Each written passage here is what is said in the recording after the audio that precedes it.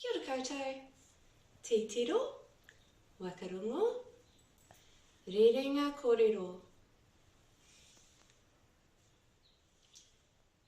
Kei te pēhea, te āhua o te rangi.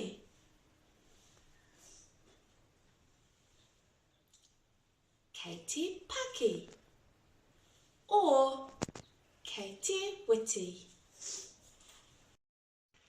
Kei te pēhea, te āhua o te rangi. Kei te ua, o kei te māku.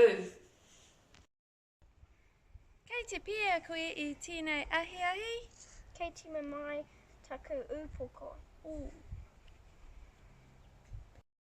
Kei te pēhea koe I tēnei ahiahi.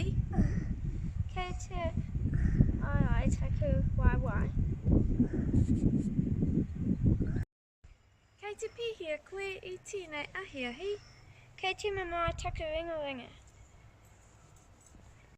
Kei te pēhea koe I tēnei ahiahi. Kei te mamae taku turi.